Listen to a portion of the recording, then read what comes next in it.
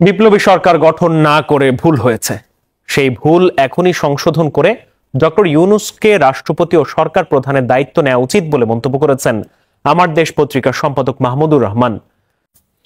Doctor Mohammad ইউনূসকে রাষ্ট্রপতি করে দেশে একটি বিপ্লবী সরকার গঠন করতে হবে বলে মন্তব্য করেছেন আমার দেশ পত্রিকার সম্পাদক মাহমুদুর রহমান।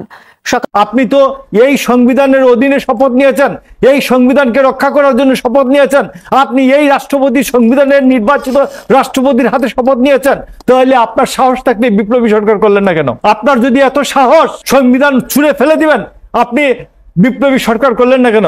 বিপ্লবী সরকার করে এখন বলতেন ইয়েস আসেন আমরা রাষ্ট্র নতুন করে গঠন করি। এই যে বাংলাদেশে এখন উচিত এই একটা বিপ্লবী সরকার করা, যেখানে প্রফেসর ইউনূস রাষ্ট্রপতির দায়িত্ব গ্রহণ করবেন এবং এই পিরিয়ডের জন্য কোনো প্রধান উপদেষ্টা থাকবে না, তিনি দুটো পদেই থাকতে পারেন, কোনো অসুবিধা নেই। এর আগে ছিল বাংলাদেশে। উপদেষ্টা সরকার গঠন হওয়ার পর থেকে আলোচনা চলছিল যাতে করে ডক্টর ইউনূস সাহেব রাষ্ট্রপতির পদ গ্রহণ করেন এবং তিনি প্রধান উপদেষ্টার পদ গ্রহণ করেন। অবশেষে এটা কতটুকু চূড়ান্ত হয়েছে এবং এটা কতটুকু জরুরি দরকার, নাকি এর কারণেই আসলেও রাষ্ট্রপতি শাহাবুদ্দিন চুপ্পু থাকার কারণে কি সব ধরনের সমস্যা হচ্ছে কিনা, এই বিষয় নিয়ে আপনাকে তথ্য দিব। এর আগে গুরুত্বপূর্ণ দুটি আলোচনা শুনবো আমার দেশ পত্রিকার সম্পাদক মাহমুদুর রহমান সাহেব এবং আরেকটা আলোচনা আসলে বুঝতে পারবো যে আসলে বিপ্লবী সরকার গঠন করে ডক্টর ইউনূসের রাষ্ট্রপতির পদ গ্রহণ করা কতটা জরুরি ছিল। বর্তমান বছরটি বাংলাদেশের মানুষের জন্য একটা হতাশা দিয়ে শুরু হয়েছিল, কারণ পতিত স্বৈরাচার একটি দামি নির্বাচন করে ফেলেছিল বছরের প্রথম মাসে, জানুয়ারিতে। আমরা সবাই ভাবতে শুরু করেছিলাম আমাদেরকে এই ফ্যাসিবাদ থেকে মুক্তি নেই, এই যে বিদেশের দালাল একটি সরকার জগদ্দল পাথরের মতো 15 বছরেরও বেশি সময় ঘাড়ে চেপে বসে আছে, তাদের কাছ থেকে কি মুক্তি নেই? এরকম একটি হতাশা যখন আমাদেরকে নিমজ্জিত করছিল, তখন মহান আল্লাহ তাআলা বোধহয় ভাবছিলেন যে আমার বান্দা তোমরা কিছুই জানো না, আমি সব জানি কি হতে যাচ্ছে। এবং আসলেই আমরা জানতাম না, এবং আমরা দেখলাম কি অসাধারণ এক বিপ্লব দেখলাম আমরা, জুলাই বিপ্লব। সেখানে আমাদের তরুণ জেনারেশন তারা মৃত্যু ভয় উপেক্ষা করে তারা একটা ফ্যাসিস্ট সরকারের সকল নির্যাতনকে উড়িয়ে দিয়ে তারা তাকে পালিয়ে যেতে বাধ্য করলো, বিপ্লব সফল করলো। এ এক অবিস্মরণীয় বিপ্লব। এই বিপ্লব শুধু বাংলাদেশ কেন, পৃথিবীর মানুষ ভুলবে না। এই জন্যেই আপনারা দেখেছেন ইকোনমিক্স পত্রিকায় বাংলাদেশকে বর্ষসেরা বলা হয়েছে। এবং বর্ষসেরা কেন বলা হয়েছে 2024 সালে?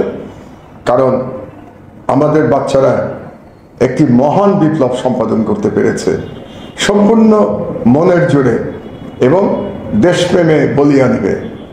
তারা কিছু পরোয়া করে নাই, বুলেট পরোয়া করে নাই, সরকারের খুনি পুলিশ বাহিনীকে পরোয়া করে নাই, বিদেশি হেজিমনিকে পরোয়া করে নাই, এবং তারা কারো সাহায্য ভিক্ষা করে নাই।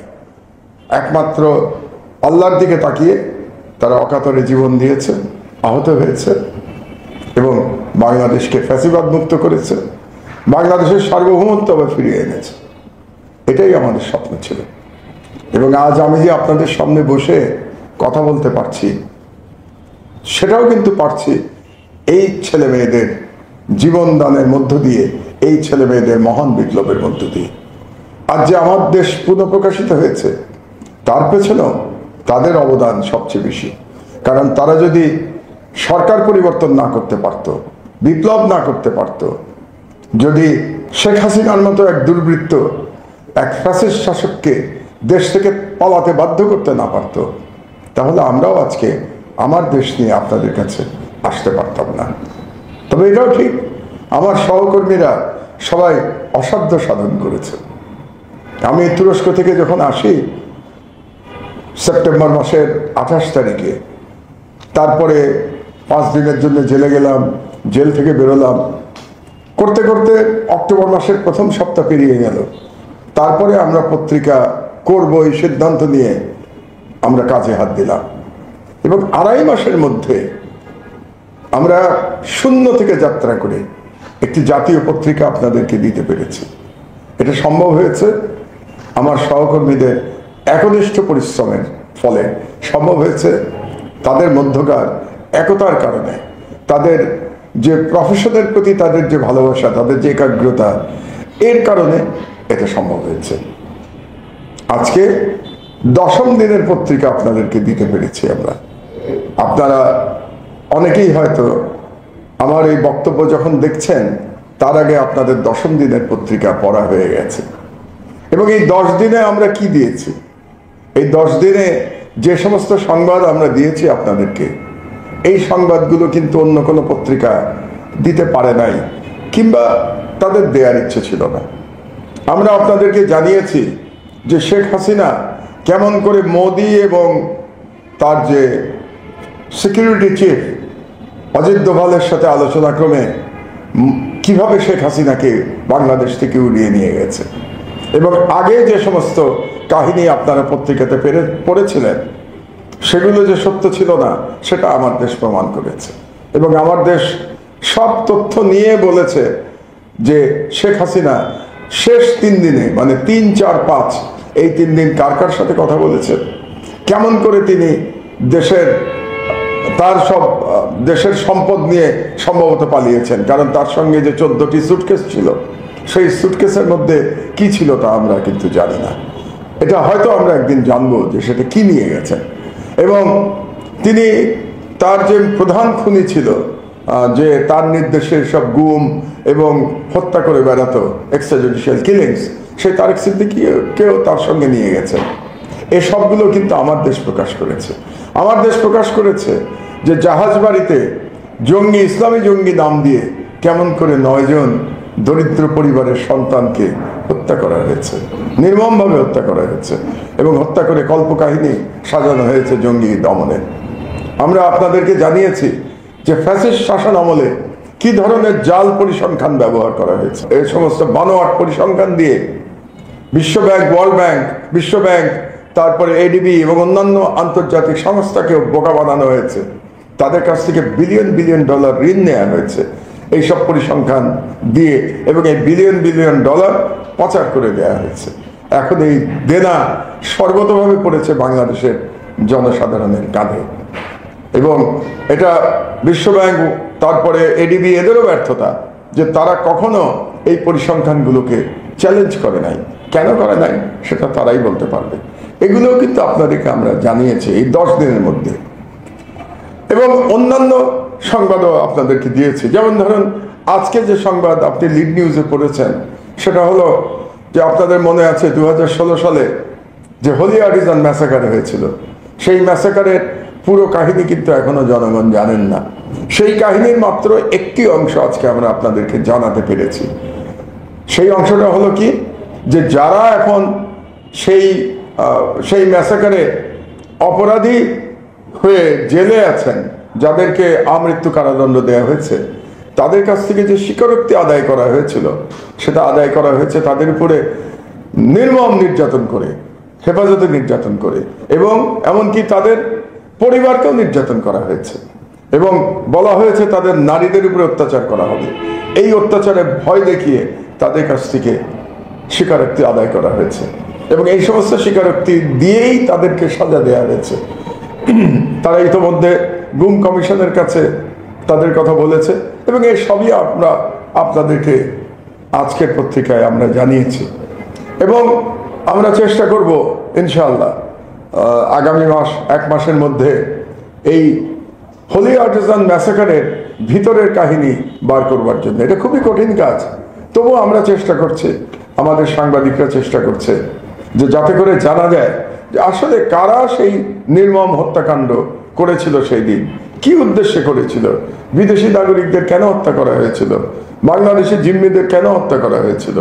কারণ পুলিশের যে কাহিনী আমরা জানি, পুলিশ যে গল্প সাজিয়েছিল, সেটা একতরফা গল্প। আমরা কিন্তু অপর দিকের কাহিনীটা আজ পর্যন্ত জানি না। আমরা এগুলো জানবার চেষ্টা করব, এবং আমরা জানলে পরে অবশ্যই আপনাদেরকে জানাবো, এবং আপনাদেরকে জানানোর জন্যই আমাদের সকল প্রচেষ্টা।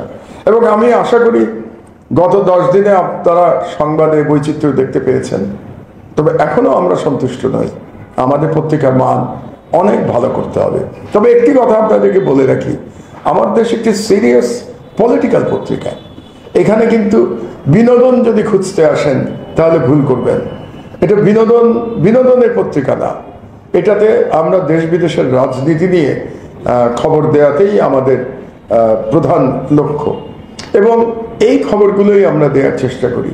আমরা একটা খুবই সিরিয়াস পত্রিকা হিসেবে আমার দেশকে দাঁড় করাতে চাই, এবং আপনাদের প্রতি আমরা খুবই কৃতজ্ঞ, পাঠকদের প্রতি।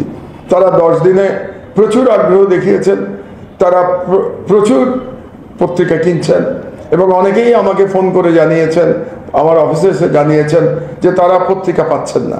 এখানে একটি কথা আপনাদেরকে বলা দরকার, আমাদের পত্রিকা সরবরাহে কিন্তু এক ধরনের কৃত্রিম বাধা সৃষ্টি করার চেষ্টা করা হচ্ছে।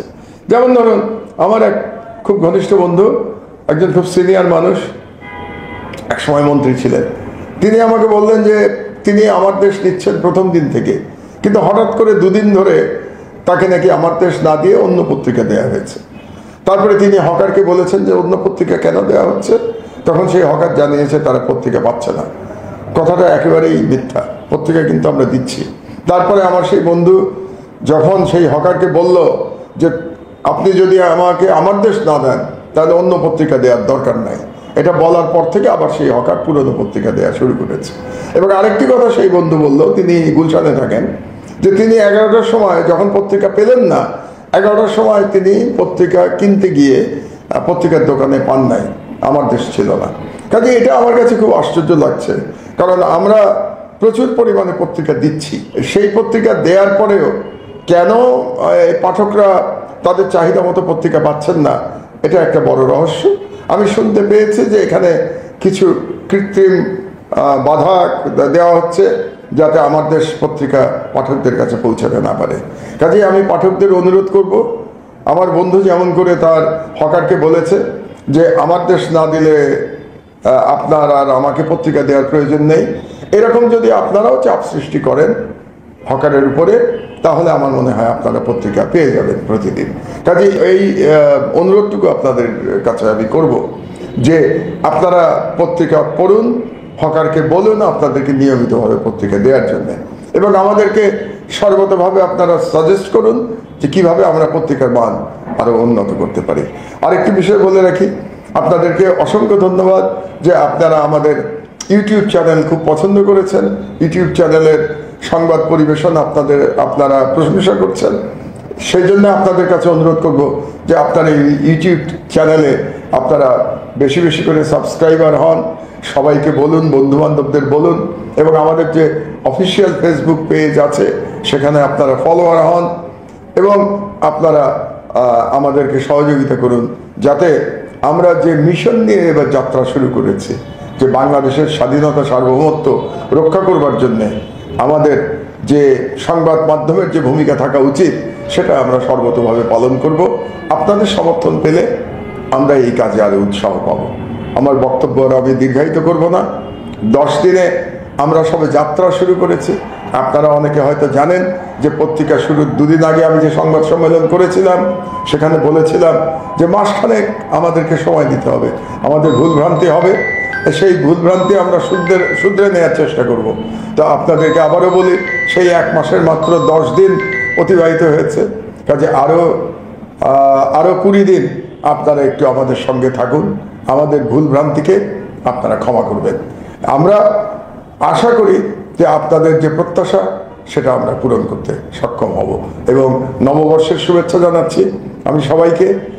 যারা পাঠক তাদেরকে শুভেচ্ছা জানাচ্ছি, যারা আমাদেরকে বিজ্ঞাপন দিয়ে সহায়তা করছেন বিজ্ঞাপন দাতাদের আমি শুভেচ্ছা জানাচ্ছি, এবং যে হকাররা এবং যে এজেন্টরা আমার পত্রিকা সরবরাহ করছেন তাদেরকেও আমি নববর্ষের শুভেচ্ছা জানাচ্ছি।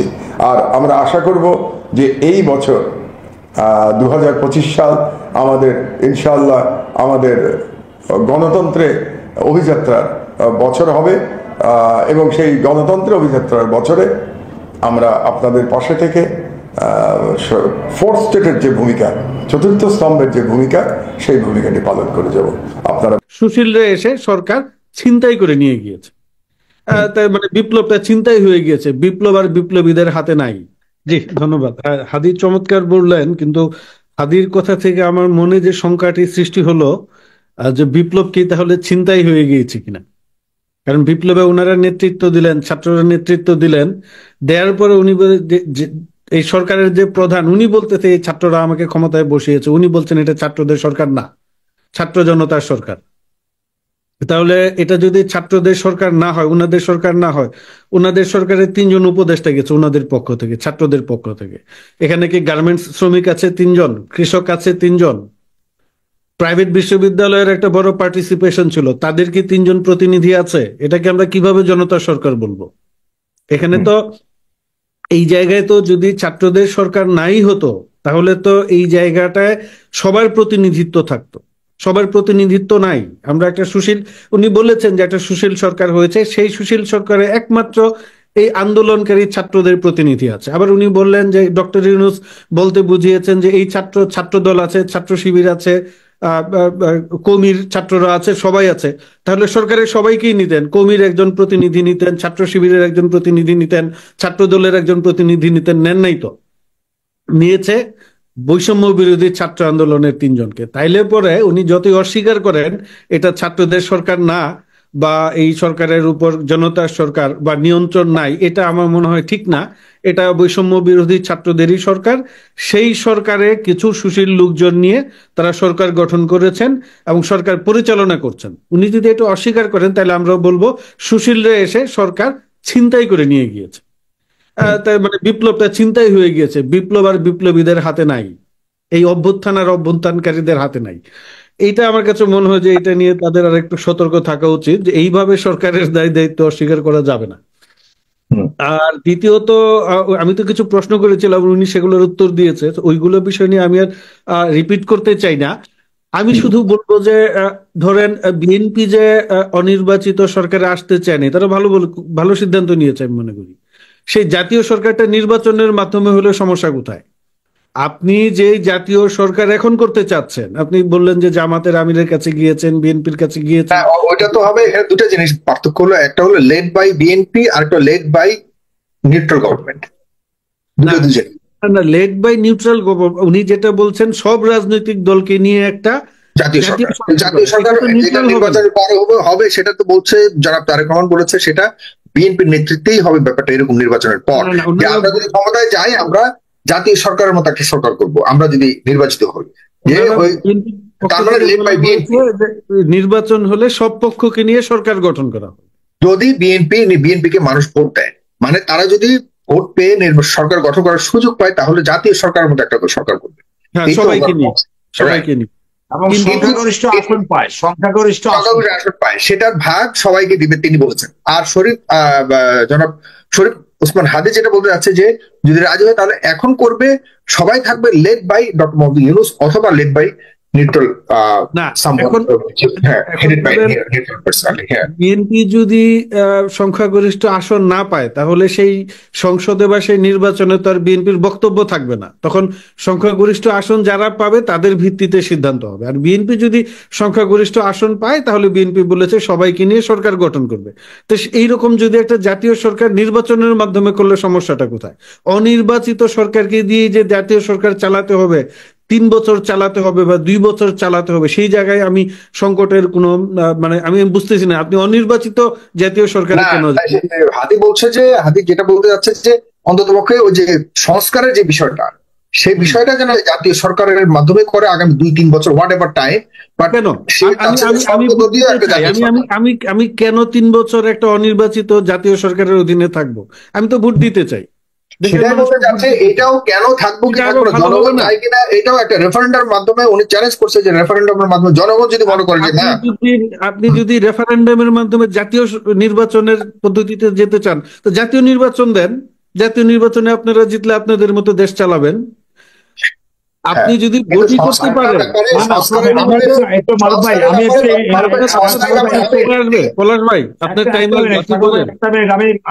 আমি মারুফ ভাইয়ের সাথে একটা জিনিস একটু শেয়ার করতে চাই। এখানে ওদের ছাত্রদের যে জিনিসটা ব্যাপার আছে, যেটা হাদি সাহেব বলতে চাইলেন, এখানে শুধু নির্বাচন কেন্দ্রিক আন্দোলনটা হয় নাই, এখানে যে 9 দফা আন্দোলন থেকে 1 দফায় টার্ন করলো, সেখানে নির্বাচনের কথাটা ছিল অনেক পরে। এখানে বৈষম্য বলতে সমাজের সর্বস্তরের বৈষম্যকে বলা হয়েছে। সেই বৈষম্য বলছে যে আমি তো ভোট দিতে চাই, ভোট দিতে তো কে মানা করে নাই।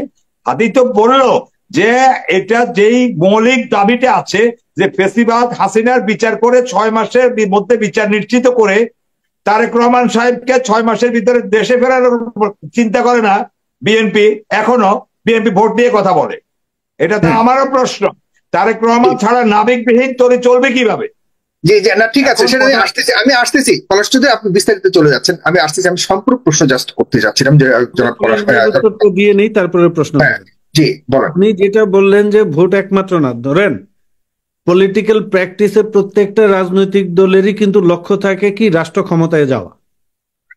এই যে এই বৈষম্য বিরোধী যে ছাত্র আন্দোলনের যে রাজনৈতিক দল গঠনের প্রক্রিয়া, তারাও চায় তারা ক্ষমতায় যাবে, একদিন বাংলাদেশ রাষ্ট্র পরিচালনা করবে।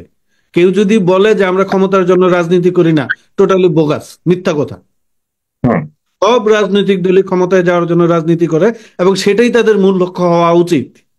তাহলে পরে আপনি যে বাকি যে আপনার বিষয়গুলি দাবি দাওয়াগুলো আছে, জনজীবনের নিরাপত্তা, আপনার আয়নাঘর বন্ধ করবেন, আপনি বৈষম্য দূর করবেন, আপনি যদি নির্বাচন করে ক্ষমতায় যেতে না পারেন তাহলে আপনি আপনার জনজীবনের নিরাপত্তা দিতে পারবেন না, বৈষম্য দূর করতে পারবেন না, আপনি আপনার পলিটিক্যাল প্রোগ্রামও বাস্তবায়ন করতে পারবেন। এগুলো ইউটোপিয়ান কথাবার্তা। বাস্তব ভিত্তিক কথাবার্তা হচ্ছে শেখ হাসিনা বাংলাদেশের মানুষকে ভোটের অধিকার দেয় নাই বলেই এই গণ আন্দোলন হয়েছে। বাংলাদেশে পূর্ববর্তী সরকারের আমলে কি বৈষম্য ছিল না? শেখ হাসিনা আগে যখন ছিল, বা বিএনপি খালেদা জিয়া 2 টার্ম ছিল, এরশাদ ছিল, জিয়া রহমান ছিল, শেখ মুজিব ছিল, ওই সরকারের আমলে কি বাংলাদেশ খুব উন্নত ছিল? ছিল না। বিভিন্ন সরকারের আমলে বিভিন্ন ধরনের সংকট ছিল, ক্রাইসিস ছিল, বৈষম্য ছিল, কিন্তু ওই সরকারগুলোর বিরুদ্ধে কিন্তু এই ধরনের গণবিপ্লব, গণ আন্দোলন গড়ে উঠে নাই। কারণ মোটামুটি একটা ভোটের মাধ্যমে হয়তো বা শতভাগ স্বচ্ছ না, কিছুটা স্বচ্ছ হলেও বা যতটাই হোক, মানুষ ভোট দিয়ে কিন্তু তার প্রতিফলন ঘটেছে, বা একটা ভোটের মাধ্যমে রাজনৈতিক ক্ষমতার পালাবদল হয়েছে। গত 3টা টার্মে, 3টা মেয়াদে বাংলাদেশে কিন্তু ভোটের মাধ্যমে ক্ষমতার পালাবদল হয় নাই। রাতের বেলা ভোট হয়েছে, আপনার একবার 156 জন বিনা ভোটে জিতে গিয়েছে। আবার দেখা গিয়েছে কোনো কোনো আসনে 100% বেশি প্রার্থী, আওয়ামী লীগ প্রার্থী ভোট পেয়েছেন। এই যে ভোট নিয়ে যে তামসা, এর কারণেই কিন্তু আন্দোলনটা আপনার শুরু হয়েছে, তারপরে নানা ইস্যু হয়ে যুক্ত হয়েছে। তো মূল বিষয় আমি যেটা বলতে চাচ্ছি, রাজনৈতিক দলের পলিটিক্যাল সিস্টেমে পলিটিক্যাল অ্যাক্টিভিটিস অবশ্যই ক্ষমতা কেন্দ্রিক। রাজনীতি কি, আমরা রাজনীতি কেন করি, রাজনৈতিক দলগুলো কেন করে?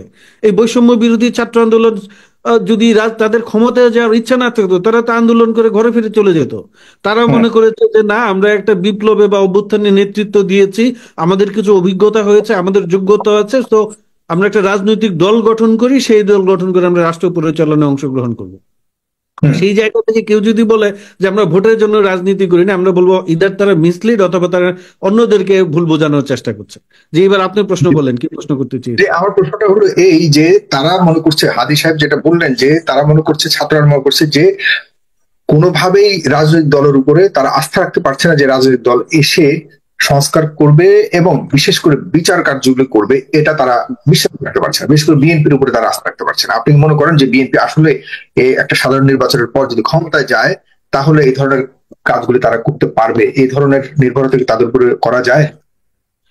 এই সরকার এসে যে সংস্কার শুরু করেছে, বা যে কয়টা কমিশন করেছে, বা সংস্কারের যে কথাবার্তাগুলো বলেছে, এই সরকারের আন্দোলন বা এই সরকার গঠিত হওয়ার আগেই কিন্তু বিএনপি তার 31 দফায় এই সংস্কারের কথা বলেছে।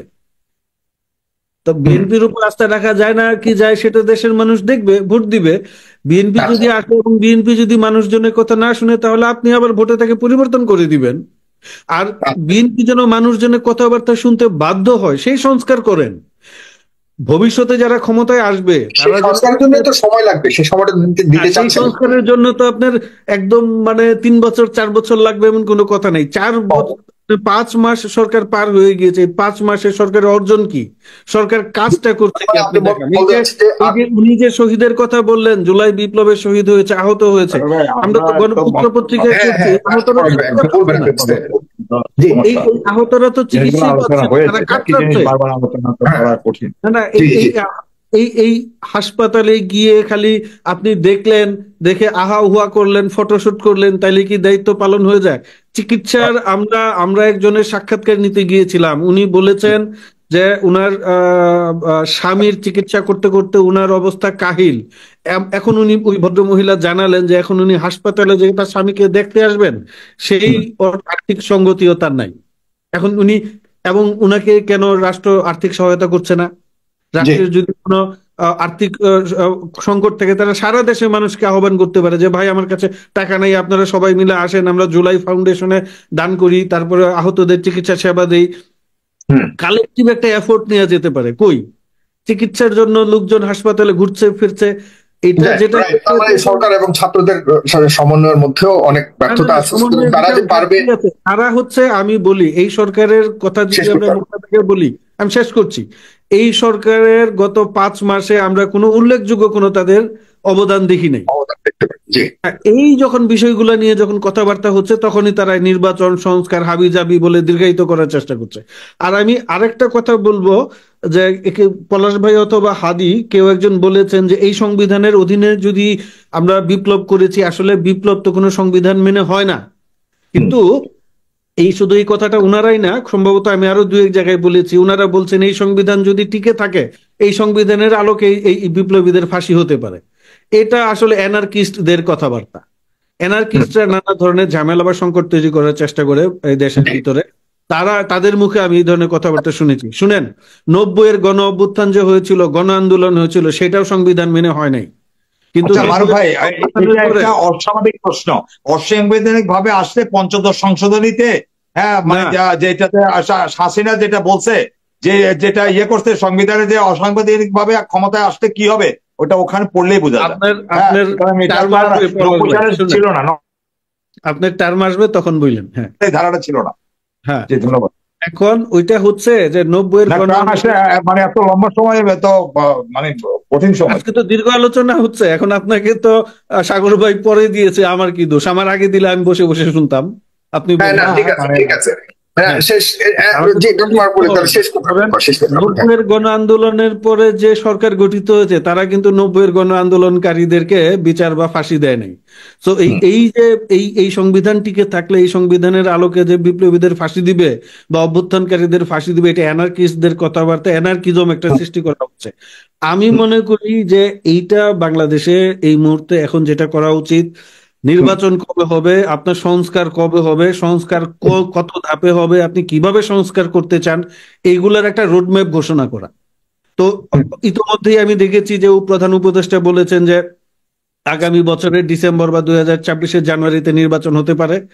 তো সেই নির্বাচনকে সামনে রেখে হাদি যেটা বললেন যে গণহত্যাকারীদের বিচার, তারপরে আপনার বিভিন্ন এই শাপলা হত্যাকারীদের বিচার, বিডিআর মেসাকার এদের বিচারের আপনি একটা টাইমলাইন করেন, আগাই নেন, দ্রুত বিচার করেন। অনন্ত কাল ধরে তো বিচার চলতে পারে না, অনন্ত কাল ধরে সংস্কার হবে না। আপনি সবকিছু করে একটা রোড ম্যাপ করেন, করে তারপরে আগান। পলিটিক্যাল পার্টিগুলো সেখানে পার্টিসিপেট করবে, দেশের মানুষজন পার্টিসিপেট করবে।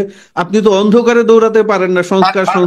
রেফারেন্ডামের বিষয়টা যে চ্যালেঞ্জ করেছে, আপনি মনে করেন কিনা আসলে একটা রেফারেন্ডাম? আমার প্রশ্ন হচ্ছে, উনি যদি রেফারেন্ডাম দিতে পারে যে ভোট হবে কি হবে না, তাহলে তো ভোটই দিতে পারে। রেফারেন্ডাম আর ভোট তো এক না। রেফারেন্ডাম যেগুলো বিষয়, রেফারেন্ডাম নিয়ে মানুষের জনমত যাচাইয়ের একটা অন্যতম একটা উপায়।